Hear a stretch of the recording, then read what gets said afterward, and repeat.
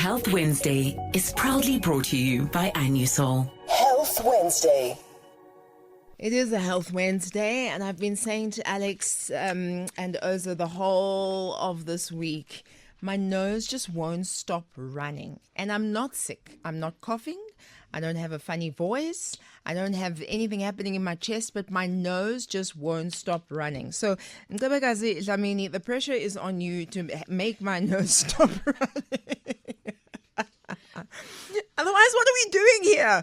We're talking about winter wellness. It's lovely to see you again. It's lovely to be here again. And I'm sure how to boost your immunity in a healthy way in cold months must be one of the top questions that you get. Because if you are not well, it affects your nutrition all the way through. So let's talk a little bit about our body's defense system. Okay, what is this immunity? I think that we all became a lot more educated during COVID, right? But what exactly is this defense system our body has? Okay, so our bodies are obviously made up of different white cells, which are the cells that actually protects us, and the immunity as a whole, which helps us, or it protects us from contracting diseases, right? So your immunity is differentiated into two types. That is your innate immunity as well as your adaptive immunity. So your innate immunity is that first line protection. For example, things like your lashes, the physical barrier, like your lashes, your nasal hair, your ear hair. You have to explain it a bit more because we are wearing lashes from the salon. So what are you actually talking about? I don't know. It could possibly mean that you guys are double protected now. Maybe. So the lashes then would be able to protect the out foreign. anything that would want to get into your eye. Yes. And then, of course, what else did you mention? The nasal hair as well, okay. And the ear ones. So those are the things that helps or blocks the dirt and the debris from entering into you. So those are your foreign objects, and that could possibly cause diseases or could possibly cause infection. Got it. Right? So that is your innate. And then you have what we call the adaptive. And also, if I were to maybe expand more to the innate and just make an analogy for the innate, yes, the please. bouncers at a club. So that would be your innate. They have to verify if this person that is coming in is not going to cause harm in there. Okay. So that will be your innate. And then you get your adaptive. So that's even why you sneeze. Yes, right? Because that is the body now getting rid of what could possibly have passed. Got it. There. Yes. That's actually a good question. And then you get to your adaptive now. So your adaptive basically would be responding to the antigen. And the antigen are those unique protein that are found in the pathogens, on the surface of the pathogens. So your pathogens are your bacterias, and so on and so forth. They help identify this foreign object that is coming into your body. So the good bacteria. So they work together. Okay. Right, the innate and the adaptive, they do work together, and both of them, they do then form the part of your immunity. So it is very important that we balance out immunity and not necessarily boost immunity. Okay, I want to get to that quickly. You said pathogens. That's just the things that make you sick. Yeah, the bacteria, Okay. the viruses, and so on. Yeah. Got it. All right, so we want to expand our immunity, not boost. We want to balance our immunity and not to boost. So think of immunity as a garden, right? The garden has flowers, has, herbs, has different types of plants, right? But they do need the sun, the rain, the shade for all that ecosystem to carry out.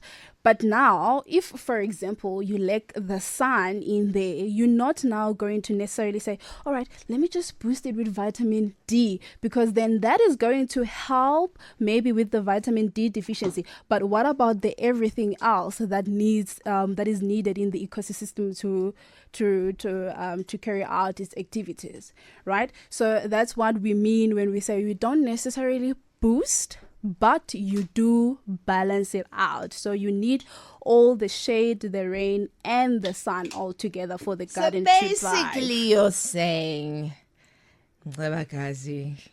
we've got to be eating healthy, washing our hands, all of this every single day if you want to avoid sniffles, coughs, and flu and that kind of thing. Yes, but also because we have to also take note of the season changing, right? Yes. I mean, right now we are in winter, so we know that in winter we have a little bit more people falling sick than in summer. Yes. So that's because there is so much germ that is spread because we are mostly indoors and not necessarily outside. So we are all bringing all our germs into one space and we are all sharing. But now your gem may not necessarily be a good gem to my system and vice versa, right? Sorry, Oza. I'm sorry. And also because now we've got the less exposure to the sunlight. I mean, even now there's no sunlight. Yeah. So we've got less, even if there is sunlight outside, we're mostly going to be indoors because that sunlight is just sunlighting and there's no warming. Yes. Yeah. So now you'll find that there will be a bit of vitamin D deficiency there because with vitamin D, there's different recommended daily intake for vitamin D for different age groups. Like, for example, up to 12, you need about 400 international units, and then up to 70, it's 600, and above or over 70, it's 800. So it's almost kind of impossible to just meet that with diet alone. So I'm sorry, I don't know how I've done it, but I got my blood test back and the doctor could not believe how good my vitamin D was. I'm not even joking. She was like, I've never seen vitamin. What? Are you outside a lot? So much vitamin D. Well done on the vitamin D. Now everything else must come, but vitamin D, baby. I got some of that. All right. So yes. So the vitamin D would be part of what those frontline soldiers use in order to help you, especially in winter. What else do you need? So we can say zinc, we can say vitamin C, but mostly protein, right? Okay. So because the protein, it builds and repair the tissues, which then includes the antibodies, which is what is used by the adaptive immunity as well as the innate immunity to block whatever pathogen to not enter the body, right? So we have to ensure that the meal or your dietary habits, they do include the protein, and then the vitamin C and the vitamin the zinc. Then those, they support the production of these antibodies. So the protein helps to build and repair the tissues. Yes, including the natural killer cells. Yes. The white blood cells. Yes. And then yes, it's a different type of white blood cells. Yes. And then you have the vitamin D that we've spoken about. Yes. But you went quite quickly through the zinc and the vitamin C. I feel like we know vitamin C, but do we really know vitamin C? I think we do. Is it just as simple as that? I would like to think so, that it's just as simple as that. I mean, your citrus, we all know. And when you think of vitamin C, immediately your lemon, your lime, your oranges come to mind. Yeah. And a good thing now is that they're in season, so you can have plenty of that. So to make sure that you are well stocked with vitamin C. When we need vitamin C, it's like plenty in abundance. Hey? Yes. I love that so much. Yeah, okay. so And definitely. then did we talk about the zinc? Yes, the zinc as well. So with your zinc, that's mostly where you'll find from your nuts, from your fish, your dairy products. So zinc and vitamin C, they have a similar function. That is to support the production of that the antibodies. Okay. So if you ate a balanced and stuff with protein, including eggs and stuff, and then do you really need to take a multivite? That's a beautiful question. Do you really need to take a multivite? Do you? Well, I don't know, but the science does not necessarily back it up. They say that the supplements are for those that are in deficit. Yes. Right? Not necessarily for the people that are healthy and okay and don't necessarily. I mean, for example, you went to check your blood and you hear maybe the good functions of vitamin D and you feel like, you know what, I think vitamin D is going to do me good. But then remember, too much of anything is not necessarily good for yourself. Yeah. Right? Okay. So that's the thing. If you are trying to replenish stores that are not empty, then what purpose is it going to do? And also another thing is that the body takes what it needs. Whatever it doesn't need, it gets rid of it through your kidneys, through liver. It will be a waste. I always hear about these infusions that people have. Yes. Tell me the truth, the honest truth. Look, I mean, the honest truth would be something that is scientifically backed up. Right? And if science says that if you're not in deficit, then do not take a supplement, then I suppose that's what we should be doing. But also because it's the same thing that is marketed as the superfoods. Yes.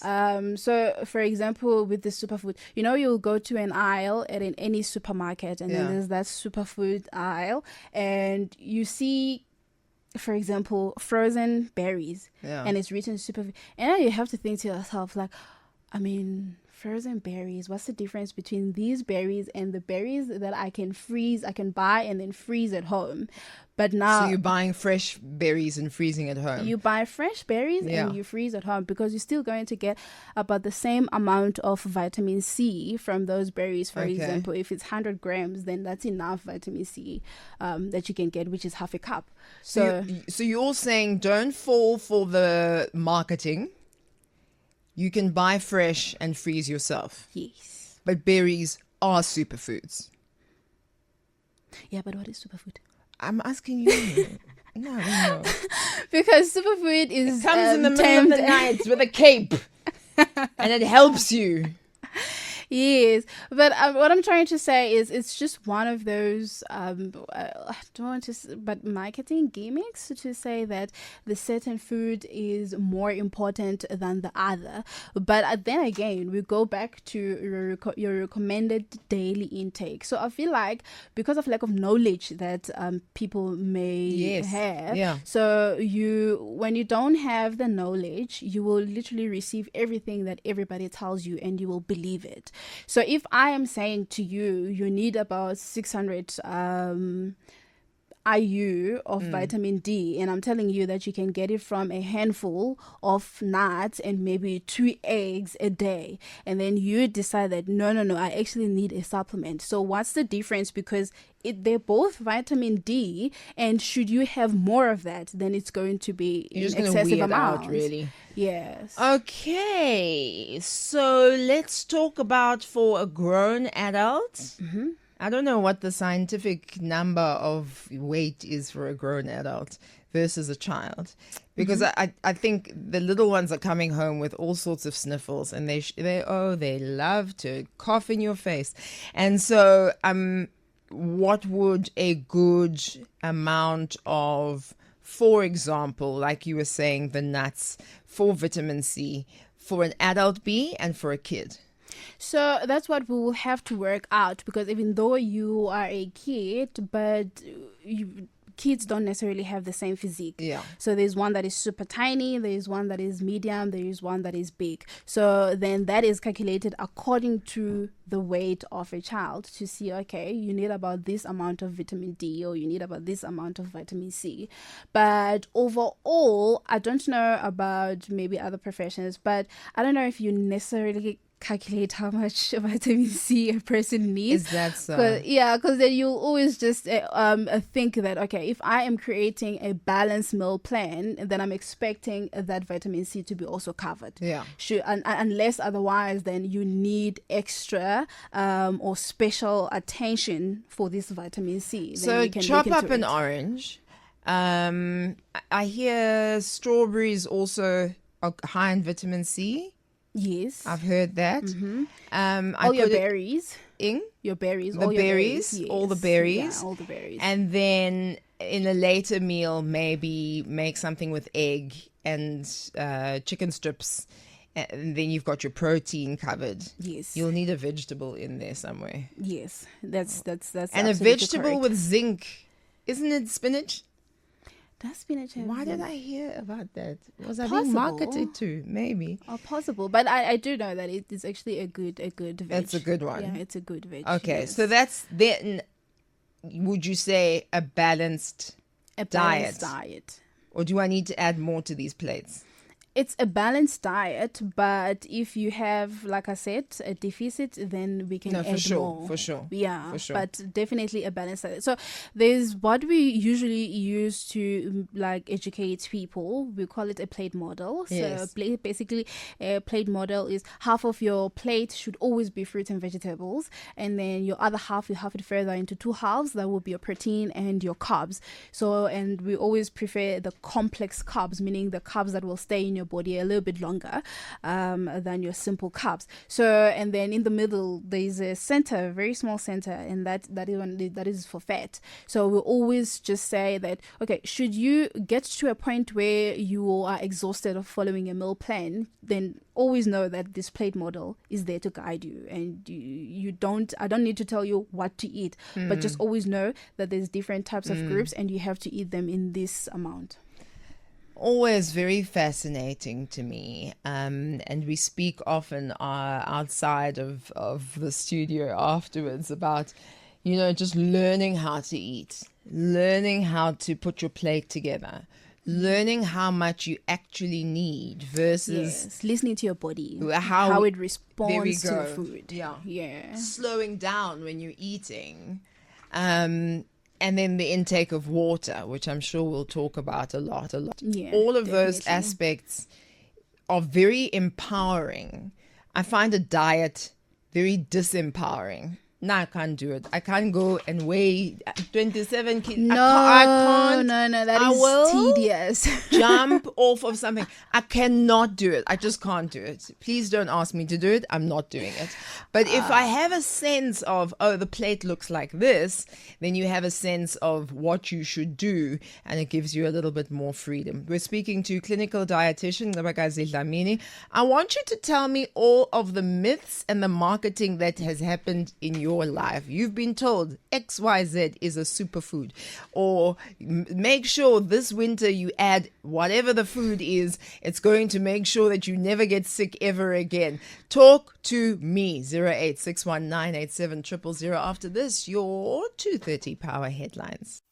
Health Wednesday is proudly brought to you by Anusol.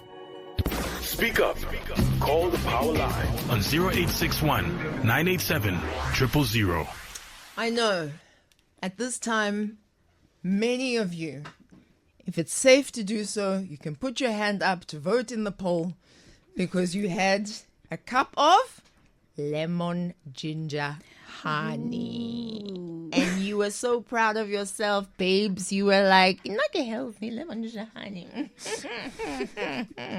Almost a tinge of arrogance. I don't know these people who drink lemon ginger honey. But we have clinical dietitian Ngabakazi Dlamini who's here with us. And I'm not judging you because I too had my lemon ginger honey. How to boost your immunity in cold months. But she's actually broken that concept down to, you keep saying, what must do? We must broaden. We must balance it out. Balance. Yes. I don't know why I can't remember that word. I'll write it down.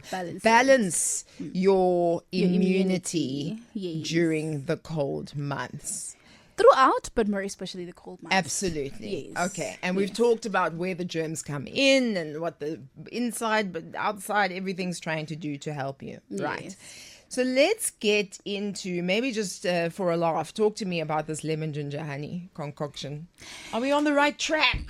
You know what? I will say yes. Yay! I mean, now it's cold and you will have that with warm water. So I would prefer that over coffee.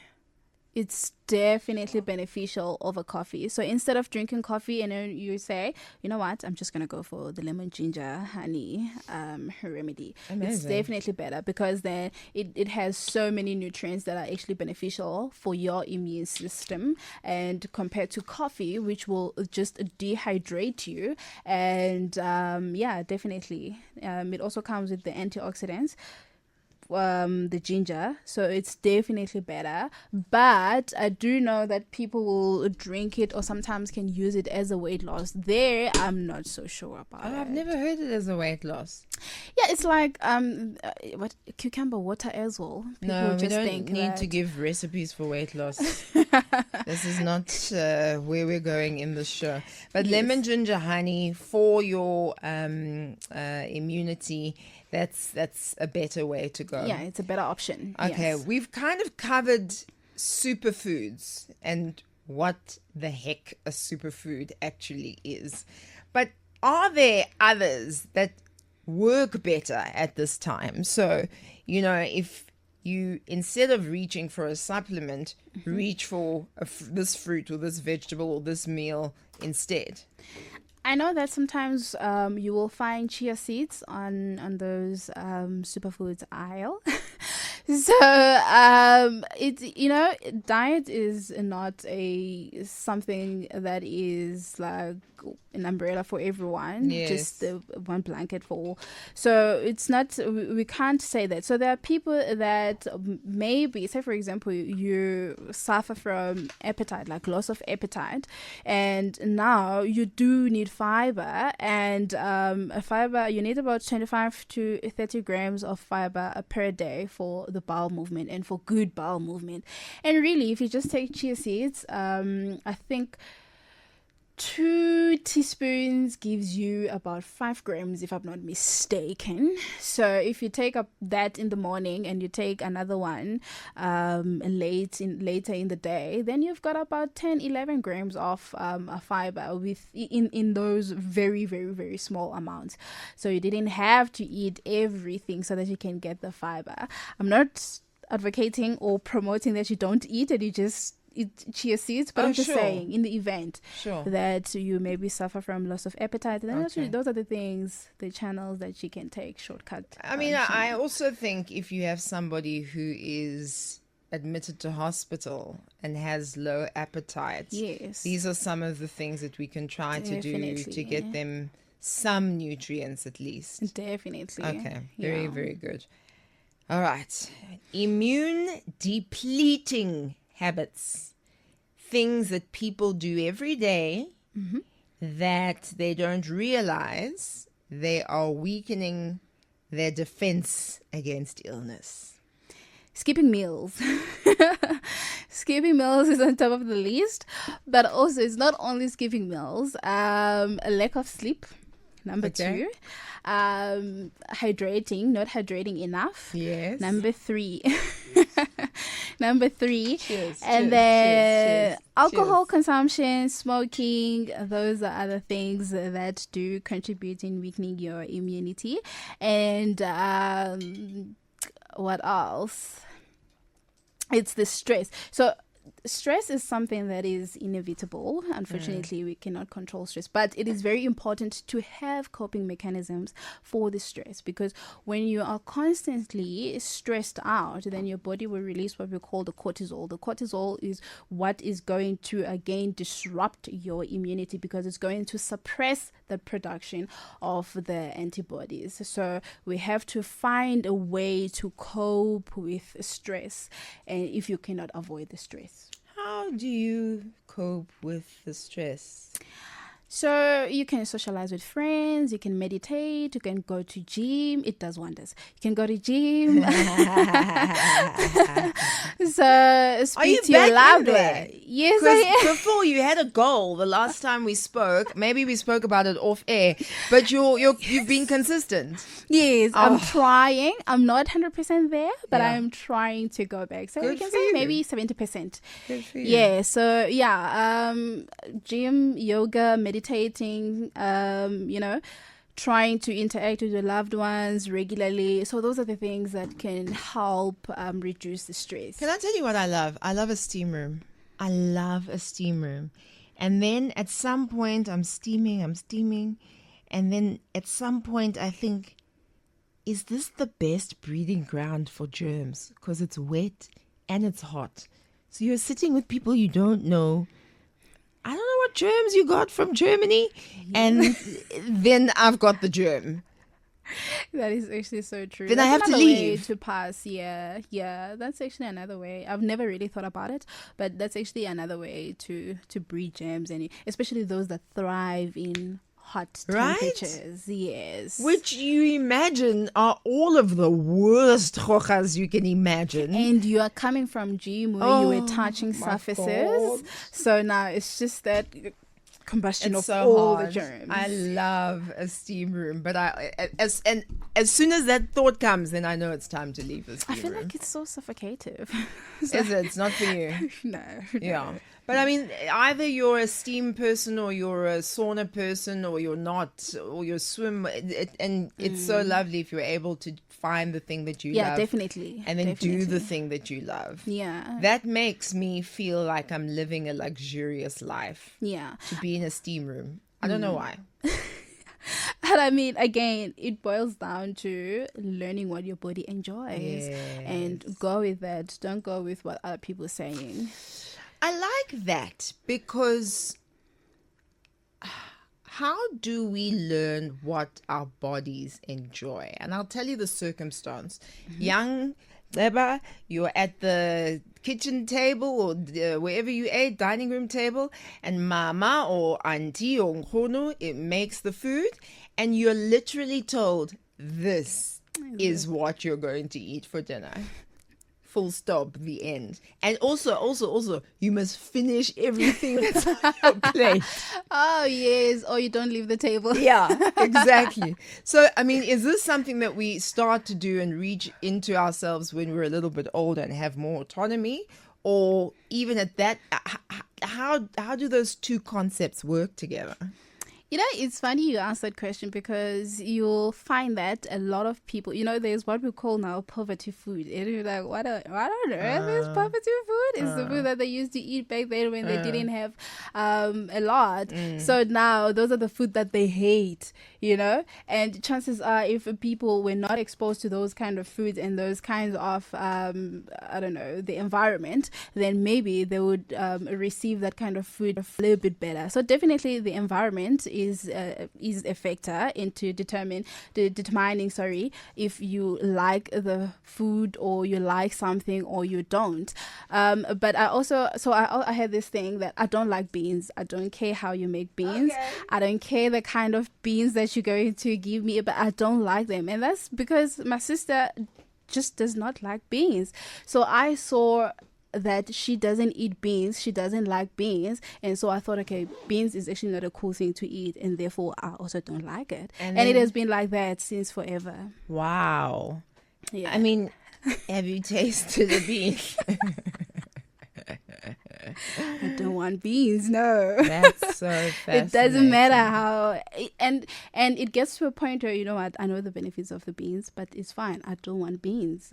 But I mean, in your position, you have an alternative. That's what I'm saying. Yeah. I went through that with avocado. My whole life, I was like, avocado is the spawn of Satan. Leave me with this green, disgusting Vaseline looking like imagine. And then I don't remember when or how, but I had an avocado and I was like, I've been missing this. This is amazing. And now I was telling you guys, I can sit and just eat. Do you eat it by yourself? Do you add anything? I don't know. Maybe I add a little bit flavor? of salt. That's it. Yeah. Okay, what now? No, nothing is wrong. It's just the flavor of the avocado. Yeah, I don't know. I find that some foods that you eat a lot as a kid, you get over as an adult somehow, and vice versa. But avocado, please someone send me money because those things are 4,722,000.5. Dr. Stephen, how are you? Good afternoon, Pabi. I'm good, and you? Good, thank you. Thank you so much for calling. Yes, I just wanted to find out, is there any way that you can restore what your body actually has lost without relying on the supplement or medication? I mean, that's now the medication and the supplement is a sort of compensation. So I have got this thing of, say, restoration versus compensation. How is there any other food that you can actually have to restore what your body is now lacking? So say you are in a position where your body is lacking vitamin C or vitamin D, rather than having a supplement, can you add more different things to your diet, Ngabakazi?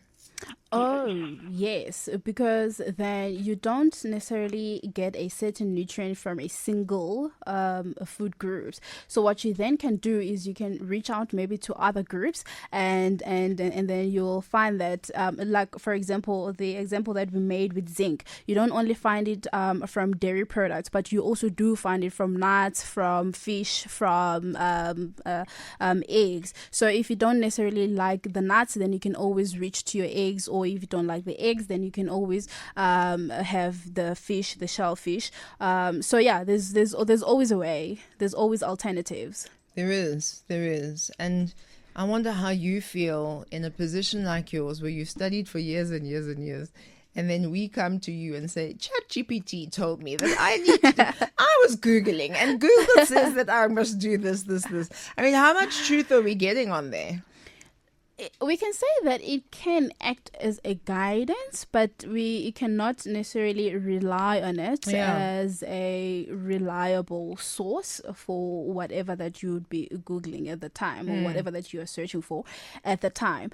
But if you have necessary information, for example, when sometimes I don't know something, I can use Google to guide me. Right? So it can take me to a place, or it can remind me of something that I might have forgotten. Yeah. But maybe you as a person, you don't even have that basic knowledge, that basic information. So you will just grab whatever that Google or ChatGPT is saying to you, and you will just run with it.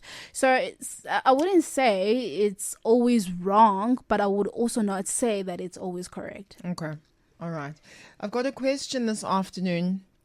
I'm going to have to edit as I go along. Good afternoon, Pabi. Please ask your guest this silly question. So he's already set the tone. Okay. Why are we with medical care, flooding hospitals in there? But he says, and people who are homeless rarely get sick. Jabu from Soshanguve.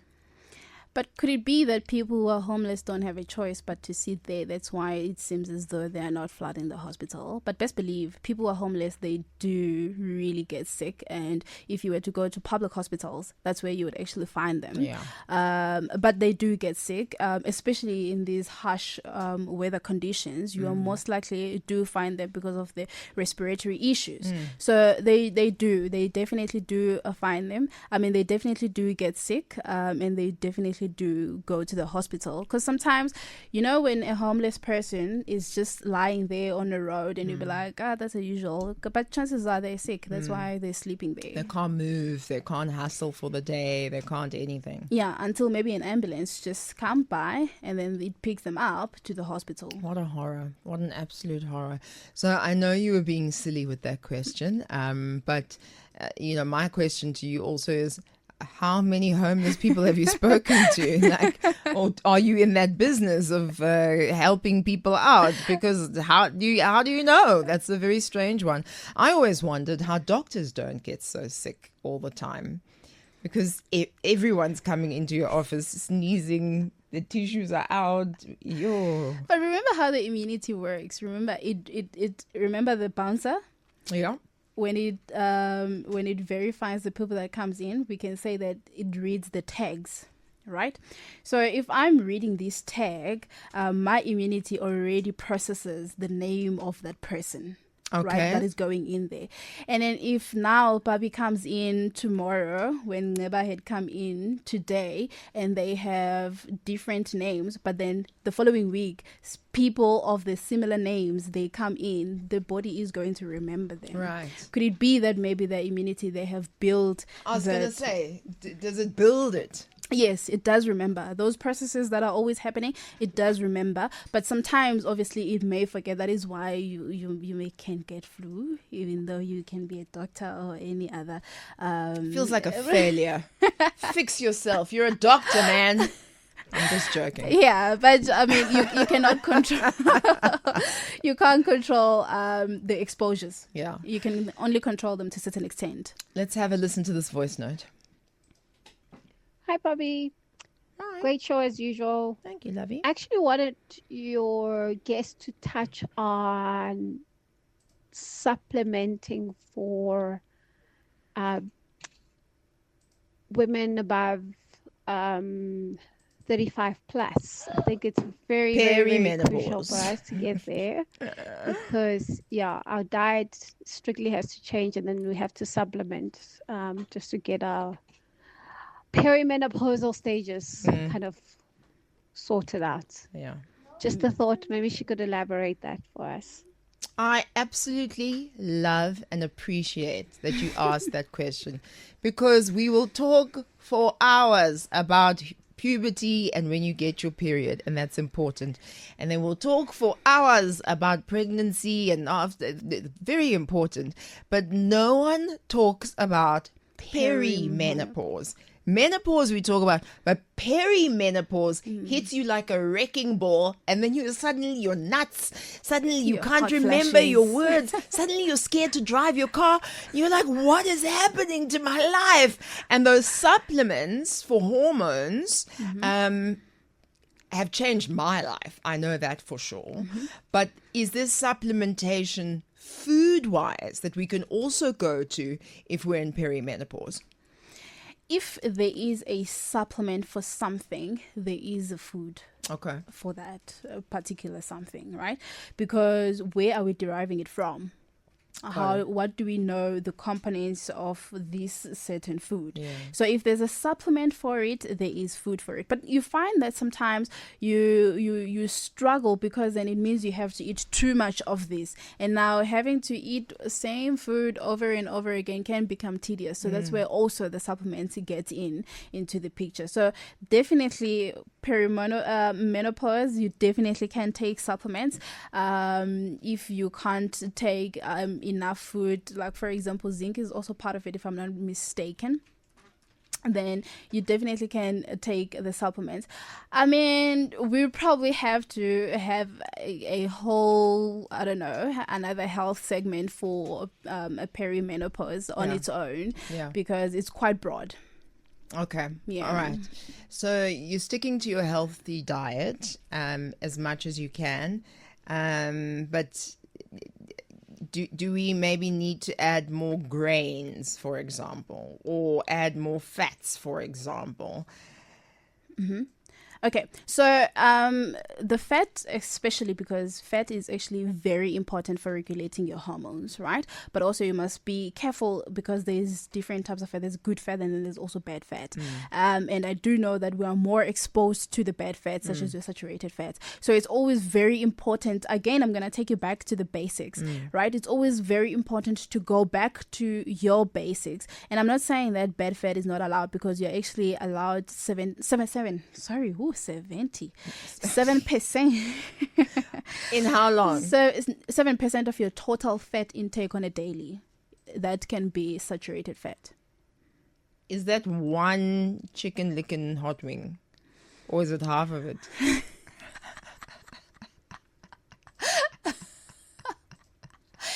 Actually, I'm not sure of this one. That's your homework. Next time we see you, please, we want to know. But I do know that it's 7% of your total fat intake that is allowed for your saturated fat. So for your saturated fat. Yeah. So I have, there's some things I can say, some things I can't say. So please just keep following along on my social media. This is a very, very, very important conversation to have, and I very, very, very much intend to have it. So, as I say, in terms of platforms, I'm not sure what I can and cannot say, but please just follow, and let's have this conversation. Because if you're thinking at 35, what the heck? I'm so young. It's one of those things that knocks you in the face and you just don't know where to go. So please follow me. Thank you very much for bringing that into the conversation. Oza wants us to take a break. He says it's enough with perimenopause. Now talk about something else. Okay, Oza, take a break. Power Lunch with Pabi Moloi. Weekdays 12 to 3 p.m. We're all thinking about winter wellness, and one of the ways to continue winter wellness is in what we eat. So we have clinical dietitian Gabakazi Dlamini, who is here with us, and we've spoken through a lot of different remedies like the ginger, garlic, and herbal teas. We've spoken about immune depleting habits. We've spoken about all sorts of things, and we'll put this up as a podcast on power987.co.za. How do we get hold of you? Oh, yes. So you can find me at Busamed Modafontein Private Hospital. And I'll give you the contact details just now. It's 011-458-2362. So that's the contact number. And then on WhatsApp, you can find us at...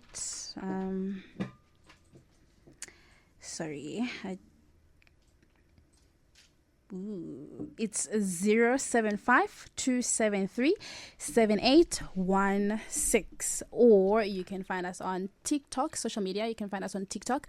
It's Dietitian the Food Doctor. Yep, that's how you find us. Always nice to see you. Thank you for always lovely to be here. Breaking it down in a lovely, simplistic way for us and giving us the truth about food.